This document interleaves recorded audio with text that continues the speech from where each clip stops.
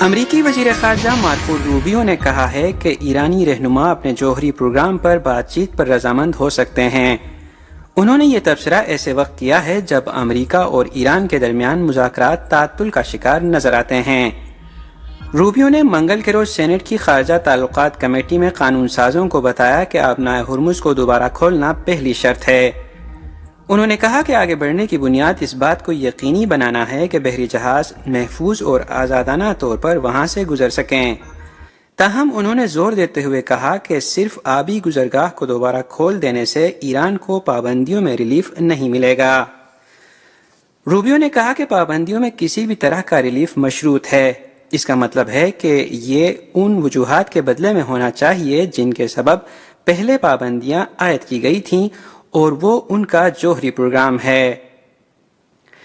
Japan کی وزارت صحت کے مطابق جاپانی شہریوں کے ہاں پیدا ہونے والے بچوں کی تعداد 2025 میں ریکارڈ کم رہی۔ وزارت کا کہنا ہے کہ پیدا ہونے والے بچوں کی تعداد 2024 کی نسبت 14,937 کم ہو کر 6,71,236 رہ گئی۔ شرح پیدائش مسلسل 10 سال سے کم ہو رہی ہے اور یہ 1899 میں اعداد و شمار کا ریکارڈ رکھے جانے کے آغاز کے بعد سے کم ترین ہے۔ قومی ادارہ برائے آبادی و سماجی قومی ادارہ تحقیق برائے آبادی و سماجی تحفظ نے 3 سال پہلے اندازہ لگایا تھا کہ 2040 کی دہائی میں جاپانیوں کے ہاں پیدا ہونے والے بچوں کی تعداد 6,70,000 کی حد تک گر جائے گی، لیکن یہ تقریباً 15 سال پہلے ہی تخمینہ کردہ سطح تک گر گئی ہے۔ دوسری جنگ عظیم کے بعد بچوں کی زیادہ پیدائش کے عروجی دور میں 1949 میں 26,90,000 سے زیادہ بچے پیدا ہوئے تھے۔ جاپان کی مجموعی شرح تولید کسی عورت کی زندگی میں پیدا ہونے والے بچوں کی کل متوقع تعداد کو ظاہر کرتی ہے۔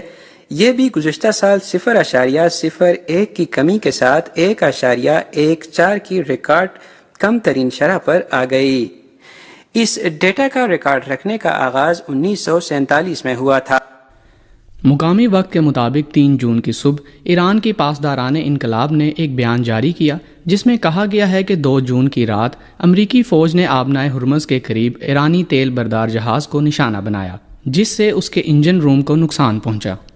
بیان کے مطابق امریکہ کے اس جارحانہ اقدام اور آبنائے ہرمز کے قوانین کی خلاف ورزی کے جواب میں پاسداران انقلاب نے میزائل سے امریکہ اور اسرائیل سے تعلق رکھنے والے جہاز پانایا پر حملہ کیا۔ بیان میں کہا گیا ہے کہ حملے کے اس نئے دور میں امریکی فوج نے جزیرہ کشم کے جنوب میں پاسداران انقلاب کے ایک کمیونیکیشن ٹاور پر حملہ کیا، جس کے جواب میں پاسداران انقلاب کی ایروسپیس فورس نے خطے کے ایک ملک میں واقع امریکی ایئر بیس اور امریکی 5th فلیٹ ہیڈ کوارٹر پر میزائل اور ڈرون حملے کیے۔ اس دوران مقامی وقت کے مطابق 2 جون کو امریکی سینٹرل کمانڈ نے ایک بیان میں کہا کہ اس دن امریکی فوج نے ایران کی طرف سے داغے گئے متعدد بیلسٹک میزائلوں اور ڈرونز کو کامیابی سے روکا اور مشرق وسطی میں ایران کی جانب سے حملوں کی کوششوں کے جواب میں جزیرہ کشم پر سیلف ڈیفنس اٹیک کیا۔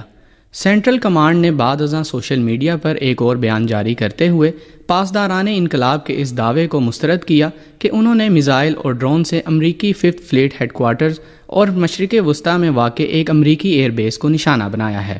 بیان میں کہا گیا ہے کہ ایران کی طرف سے امریکی فوج پر کیے گئے تمام حملے ناکام ہوئے ہیں۔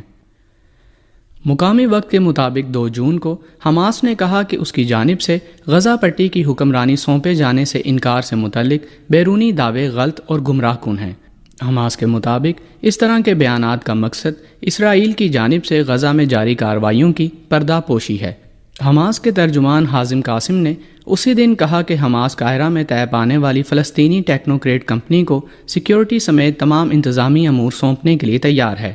انہوں نے کہا کہ اس کمیٹی کے فرائض انجام دینے میں سب سے بڑی رکاوٹ اسرائیل اور امریکی قیادت میں قائم نام نہاد امن کمیٹی کے غزہ میں سینئر نمائندے نیکولائی مالیدینوف ہیں، جنہوں نے متعلقہ مذاکرات میں متعدد مسائل کو ایک ساتھ جوڑ کر مزید پیچیدہ بنا دیا ہے۔ خلیج فارس میں کشیدگی ایک مرتبہ پھر بڑھ رہی ہے۔ امریکی فوج نے بوٹسوانا کے پرچم والے ایک تیل بردار بحری جہاز کو اس وقت نشانہ بنایا جب اس نے امریکی ناکہ بندی توڑ کر ایران کی جانب بڑھنے کی کوشش کی۔ امریکی جنگی طیارے نے ہیل فائر میزائل سے جہاز کا انجن روم تباہ کر دیا۔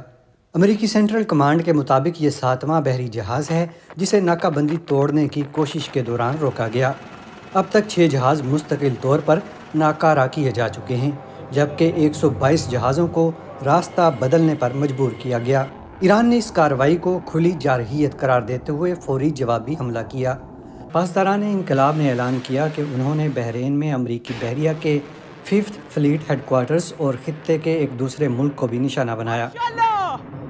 کویت کی سمت آنے والے 2 میزائل راستے میں ہی ناکارہ بنا دیے گئے، جبکہ بحرین کی طرف آنے والے 3 میزائل امریکی اور بحرینی فضائی دفاعی نظام نے مار گرائے۔ کویتی فوج نے شہریوں کو ہدایت کی کہ وہ کسی بھی نامعلوم ملبے سے دور رہیں اور حفاظتی احکامات پر عمل کریں۔